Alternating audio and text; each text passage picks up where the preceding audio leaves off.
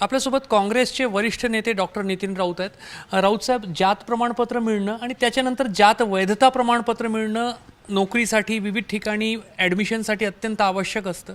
मात्र जात वैधता प्रमाणपत्रासाठीची जी समिती असते त्याचा कारभार जो आहे तो कुठेतरी अंधातरी सुरू आहे असं चित्र दिसतंय।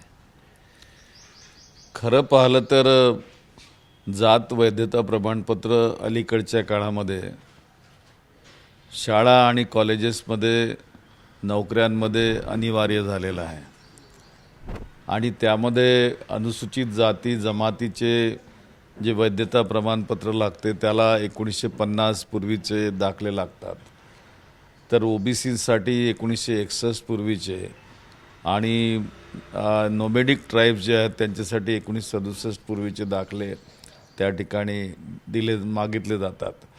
खऱ्या अर्थानं ज्या समित्या तयार झाल्या आहेत, एकंदर समित्या राज्यामध्ये 36 आहेत आणि त्या 36मध्ये 32 ठिकाणचे अध्यक्ष अजूनही नियुक्त झालेले नाहीत। ही एक फार मोठी शोकांतिका या सरकारची आहे।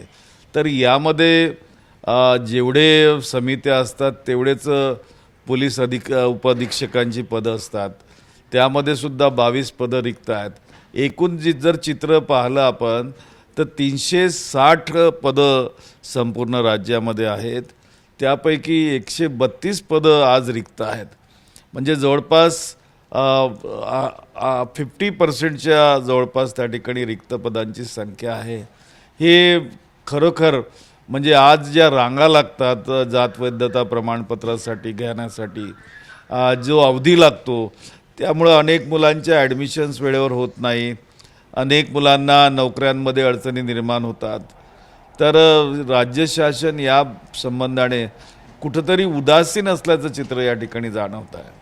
एकंदरीत जी माहिती आहे 38,000पेक्षा जास्त प्रकरणं या सर्व 36 समित्यांसमोर प्रलंबित आहे। वेगवेगळ्या जिल्ह्यांच्या या ज्या समित्या आता पुढील काही दिवसांमध्ये परीक्षा होतील आणि त्याच्यानंतर ॲडमिशनचा काळ उन्हाळ्यामध्ये सुरू होऊन जाईल। लवकरात लवकर नेमणूक करणं आवश्यक आहे, नाही तर येणाऱ्या पुढील 3-4 महिन्यांमध्ये राज्यातील विद्यार्थ्यांना अनेक अडचणींना सामोरं जावं लागू शकतं। खरं आहे की 38,000च्या पेक्षा जास्त अर्ज अजूनही या ठिकाणी वेटिंगवर आहेत आणि लवकरच या ठिकाणी 12वीच्या परीक्षा होतील, कॉलेजेसच्या परीक्षा होतील आणि मुलं कोणी क्लॅटकडे, कोणी नीटकडे, कुठे CETकडे परीक्षेला जातील आणि त्यांना फॉर्म भरत असताना जात वैध प्रमाणपत्र अनिवार्यच आहे त्या ठिकाणी, तर त्रास होणार आहे। त्यामुळं राज्य शासन या ठिकाणी लक्ष घालावं असं या ठिकाणी मला वाटतं, परंतु राज्य शासनाची भूमिका अलीकडची जर लक्षात घेतली तर सामाजिक न्यायाच्या प्रश्नांवर संपूर्णपणे उदासीनता या ठिकाणी आहे। सामाजिक न्यायाच्या बजेटमध्ये सुद्धा उदासीनता त्या ठिकाणी दिसते आहे। एवढंच नव्हे तर ज्या ॲट्रॉसिटीच्या जागा या ठिकाणी ॲट्रॉसिटीचे जे गुन्हे दाखल आहेत किंवा जे गुन्हे होतात त्या अनुषंगानं एक नियम आहे की त्या ठिकाणी माननीय मुख्यमंत्र्यांनी वर्षातनं एकदा तरी 1-2दा बैठक घेतली पाहिजे। काही लोकांनी त्यासंबंधी मला वाटतं कोर्टामध्ये सुद्धा अपील केलेलं आहे, परंतु माननीय मुख्यमंत्र्यांची बैठक या संबंधाने होत नाही।